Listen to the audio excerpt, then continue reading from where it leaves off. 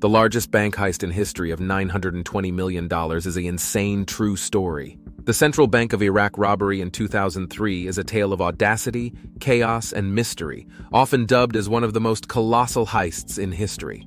This extraordinary event unfolded against the backdrop of the US-led invasion of Iraq and the imminent downfall of Saddam Hussein's regime. The prelude to chaos. In March 2003, as the United States and its coalition allies prepared to launch Operation Iraqi Freedom, tensions in Iraq reached a boiling point. Saddam Hussein, aware that his regime was teetering on the brink of collapse, took drastic measures to secure his wealth and resources. Baghdad, the heart of Iraq, was soon to be engulfed in war, and the impending chaos presented a unique opportunity for a high-stakes theft. The night of the heist. On the night of March 18, 2003, a meticulously planned operation was set into motion. As bombs rained down on Baghdad, a convoy of trucks approached the Central Bank of Iraq under the cover of darkness. This was no ordinary convoy. It was led by Qusay Hussein, Saddam's younger son, and the heir apparent of the regime.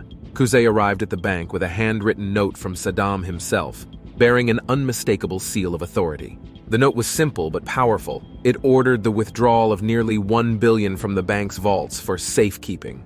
Bank officials, faced with the authority of the regime and the chaotic wartime conditions, had little choice but to comply. As U.S. forces were closing in on Baghdad, Qusay and his team worked quickly, loading vast amounts of cash into the waiting trucks. The sheer scale of the loot. The magnitude of the heist was staggering. In total, approximately $920 million in US dollars and EUR 90 million in euros were taken, amounting to nearly $1 billion. The cash was packed into metal boxes, each box loaded with millions of dollars, and driven away into the night.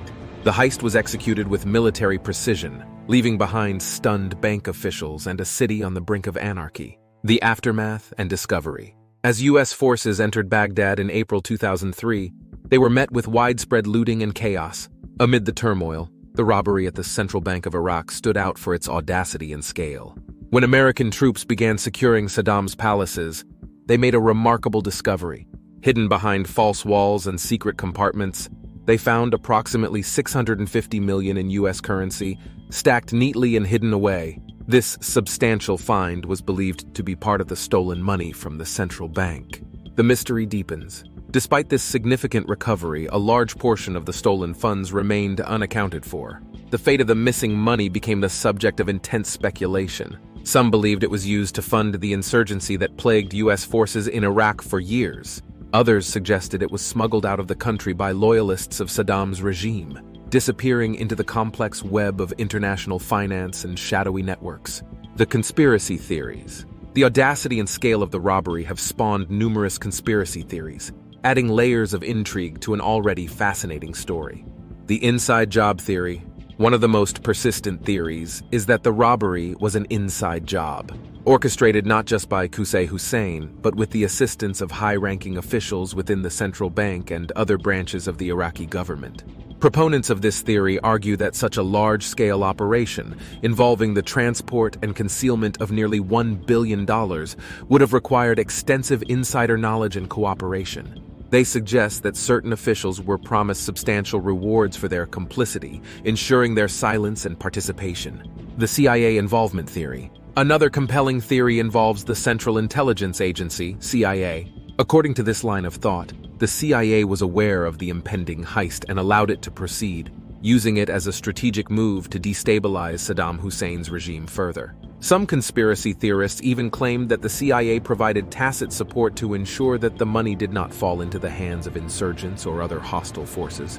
This theory is bolstered by the mysterious recovery of $650 million in one of Saddam's palaces, which some suggest was facilitated by intelligence operations. The funding the insurgency theory. A darker theory posits that the stolen funds were used to finance the insurgency against U.S. forces in Iraq. According to this view, remnants of Saddam's loyalists, including members of the Republican Guard and other military units, used the money to bankroll guerrilla warfare and terrorist activities. This theory is supported by the timing of the insurgency's rise, which coincided with the disappearance of the funds. Critics of this theory argue that it simplifies the complex socio-political factors driving the insurgency, but it remains a popular notion. The smuggling network theory. Another theory suggests that the stolen money was funneled through a sophisticated smuggling network involving international collaborators, including rogue states, corrupt officials, and organized crime syndicates. This network allegedly moved the funds through various countries, laundering the money and investing it in legitimate businesses and real estate worldwide. Some believe that the money ended up in offshore bank accounts in countries with lax financial regulations, making it nearly impossible to trace. The political payoff theory. This theory speculates that a portion of the stolen funds was used to bribe and influence key political figures, both within Iraq and in neighboring countries. The aim was to secure safe passage for Saddam Hussein's loyalists and to buy political favor and protection. According to this theory, the heist was not just about securing money, but also about ensuring the survival and continued influence of the Ba'athist network. The diversion theory. One of the more outlandish theories is that the entire heist was a diversion, part of a grander scheme to distract from other nefarious activities. Proponents of this theory argue that the high-profile nature of the robbery diverted attention from other secret operations, possibly involving weapons of mass destruction or other illicit activities.